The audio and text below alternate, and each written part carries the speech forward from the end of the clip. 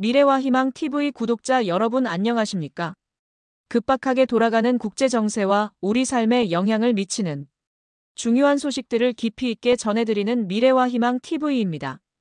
오늘 우리는 평화와 영성의 상징처럼 여겨졌던 히말라야의 나라, 네팔의 비극적인 소식을 전해드려야 할 것 같습니다. 네팔의 수도 카트만두가 지금 피로 물들고 있습니다.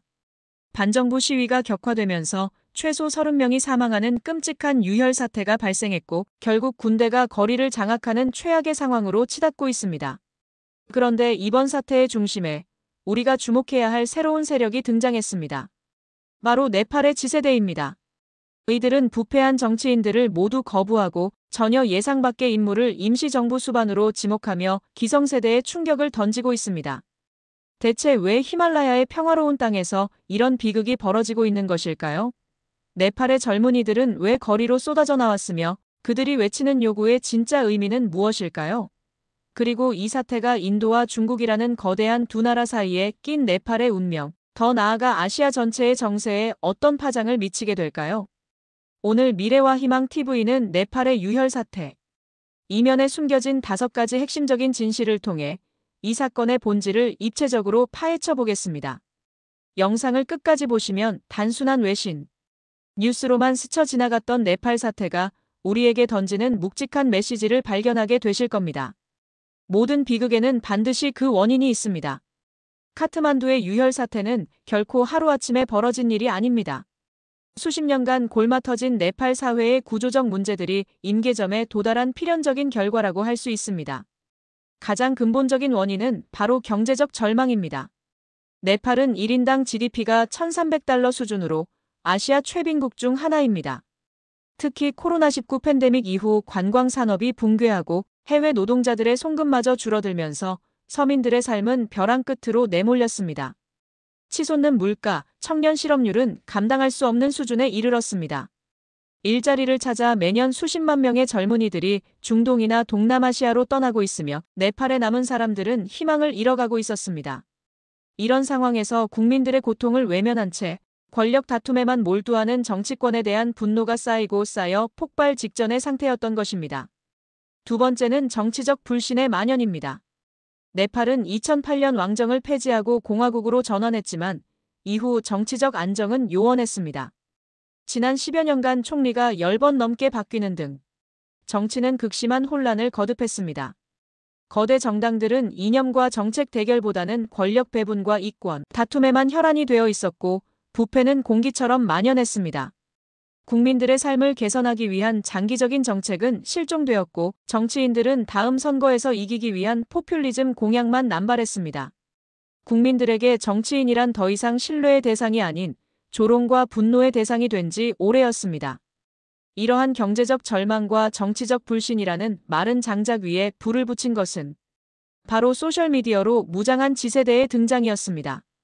이번 네팔 시위의 가장 두드러진 특징은 특정 정당이나 정치 세력이 아닌 지세대로 불리는 젊은 층이 주도하고 있다는 점입니다. 이들은 기존의 시위 방식과는 전혀 다른 양상을 보이고 있습니다. 과거 네팔의 시위가 특정 정당의 동원이나 이념적 구호에 의해 좌우되었다면 지금의 지세대는 텔레그램, 페이스북, 틱톡 등 소셜미디어를 통해 자발적으로 조직되고 소통합니다. 이들은 특정 지도자 없이 수평적인 네트워크를 통해 정보를 공유하고 시위 전략을 논의합니다. 이들에게 중요한 것은 이념이 아니라 공정과 상식 그리고 정의입니다. 바로 이 지점에서 그들의 독특한 요구가 나옵니다. 모든 부패한 정치인은 물러나라. 그리고 전 대법원장을 임시정부 수반으로 임명하라. 왜 하필 판사 출신, 그것도 전 대법원장일까요?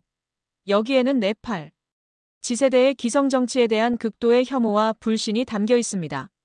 이들은 좌파든 우파든 현재 활동하는 모든 정치인은 결국 똑같이 부패하고 무능하다고 생각합니다.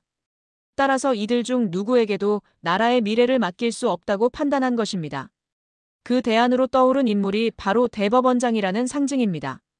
사법부는 입법부나 행정부와 달리 정치적 중립성과 법치주의를 상징하는 최후의 보루로 여겨집니다. 물론 네팔 사법부 역시 부패 논란에서 자유롭지 않지만 적어도 국민들의 인식 속에서 대법원장이라는 직위는 정치적 이해관계에서 벗어나 공정하게 나라를 이끌어줄 것이라는 마지막 기대를 담고 있는 것입니다. 이는 단순히 특정 인물을 지지하는 것을 넘어 네팔 사회 시스템의 근본적인 개혁을 요구하는 강력한 메시지입니다. 즉, 인맥과 파벌, 부패로 얼룩진 정치 시스템을 끝내고 법과 원칙, 상식이 통하는 투명한 사회를 만들어달라는 절규에 가까운 외침인 셈입니다. 일본이나 서구의 젊은 세대들이 정치적 무관심에 빠져 있는 것과는 대조적으로 네팔의 지세대는 디지털 기술을 무기로 국가의 운명을 바꾸려는 매우 적극적이고 진취적인 모습을 보여주고 있습니다.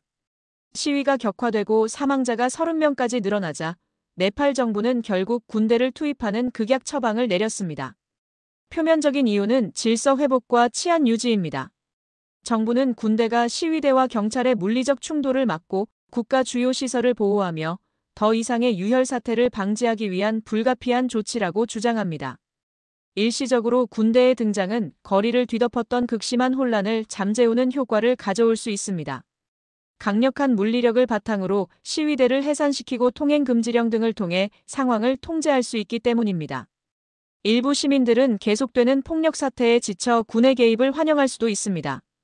하지만 역사는 군대의 정치 개입이 얼마나 위험한 결과를 초래하는지 수없이 증명해왔습니다. 군대가 한번 정치의 전면에 나서는 순간 그들은 단순한 질서 유지자를 넘어 가장 강력한 정치 세력으로 변모할 수 있습니다. 여기서 우리는 몇 가지 위험한 시나리오를 생각해 볼 수 있습니다. 첫째, 군부가 특정 정치 세력과 결탁하여 시위를 무력으로 진압하고 민주주의를 후퇴시키는 하수인 역할을 하는 경우입니다. 이 경우 네팔은 다시금 권위주의 정권으로 회귀할 수 있습니다. 둘째, 군부가 혼란을 수습한다는 명분 아래 직접 쿠데타를 일으켜 정권을 장악하는 시나리오입니다. 정치권 전체에 대한 국민적 불신이 극에 달한 상황은 군부에게 쿠데타의 명분을 제공해 줄 수 있습니다. 미얀마의 사례에서 보듯 군부의 집권은 국제적 고립과 인권 탄압, 그리고 더 큰 비극으로 이어질 가능성이 매우 높습니다. 현재 네팔군은 정치적 중립을 지키겠다고 공언하고 있지만 상황이 어떻게 전개될지는 아무도 예측할 수 없습니다. 군대의 총구가 시민이 아닌 국가의 안정을 향할지 아니면 또 다른 억압의 도구가 될지 네팔 국민들은 지금 불안한 눈으로 군의 움직임을 예의주시하고 있습니다. 네팔의 혼란을 바라보는 두 거대 이웃 국가, 중국과 인도의 시선은 매우 복잡합니다. 히말라야 산맥에 자리한 네팔은 지정학적으로 중국과 인도를 가르는 완충지대 역할을 하기 때문에 네팔의 정치적 안정은 양국의 국가 안보와 직결되는 문제입니다. 전통적으로 네팔에 막강한 영향력을 행사해온 국가는 인도입니다. 인도는 네팔과 국경을 맞대고 있으며 종교, 문화, 경제적으로 깊숙이 얽혀 있습니다. 인도는 네팔을 자국의 앞마당처럼 여기며 친인도 정권이 네팔에 들어서는 것을 선호해왔습니다. 따라서 인도는 이번 사태가 반인도 감정으로 번지거나 자국의 영향력이 약화되는 것을 극도로 경계하고 있습니다. 아마도 물밑에서는 자신들에게 유리한 정치 세력과 접촉하며 상황을 예의주시하고 있을 것입니다. 반면 중국은 최근 몇 년간 1대1로 프로젝트를 앞세워 네팔에 대한 경제적, 정치적 영향력을 급격히 키워왔습니다. 중국은 네팔에 대규모 인프라 투자를 약속하며 친중국 세력을 구축하는 데 공을 들여왔습니다. 중국 입장에서 네팔의 혼란은 1대1로 프로젝트의 차질을 의미하는 동시에 인도의 영향력을 축소하고 자국의 입지를 강화할 수 있는 기회이기도 합니다. 중국은 내정 불간섭 원칙을 내세우면서도 자신들에게 유리한 방향으로 정세가 흘러가도록 다양한 외교적, 경제적 수단을 동원할 것입니다. 미국, 일본을 비롯한 서방 국가들 역시 네팔의 민주주의, 후퇴와 인권 상황을 우려하며 사태를 지켜보고 있습니다. 특히 중국의 영향력 확대를 견제하는 입장에서 네팔이 친중국 군부 독재 국가로 변모하는 것을 원치 않을 것입니다. 결국 네팔의 미래는 내부적인 힘만으로 결정되지 않을 것입니다. 지세대의 순수한 열망과 국민들의 민주주의에 대한 의지가 인도, 중국, 미국 등 강대국들의 복잡한 이해관계 속에서 어떤 길을 찾아 나갈지 국제사회는 숨죽여 지켜보고 있습니다. 최소 30명의 사망, 군대의 등장, 그리고 강대국들의 보이지 않는 손. 지금 네팔은 한치 앞을 내다볼 수 없는 안개 속에 갇혀 있습니다. 과연 네팔은 이 위기를 극복하고 새로운 미래로 나아갈 수 있을까요? 앞으로 네팔이 맞이할 시나리오는 크게 세 가지로 예상해 볼 수 있습니다. 가장 비관적인 시나리오는 군부가 전면에 나서거나 기존 정치권이 군부의 힘을 빌려 시위를 무력으로 완전히 진압하고 권위주의 체제로 회귀하는 것입니다. 이 경우 단기적인 안정을 찾을 수는 있겠지만 민주주의는 크게 후퇴하고 국민들의 자유는 억압될 것입니다. 이는 네팔의 장기적인 발전을 가로막는 최악의 선택이 될 것입니다. 두 번째는 현재의 대치 상황이 장기화되는 것입니다. 정부와 시위대가 타협점을 찾지 못하고 산발적인 시위와 진압이 계속되면서 사회적 혼란과 경제적 어려움이 가중되는 시나리오입니다. 이는 국가 에너지를 소모시키고 국민들의 피로감만 높이는 누구에게도 이롭지 않은 길입니다.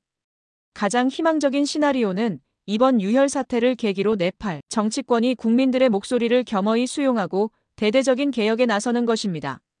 지세대가 요구하는 전 대법원장을 중심으로 한 중립적인 임시 내각이 구성되어 부패 청산, 경제 개혁, 그리고 공정한 선거를 관리하는 것입니다.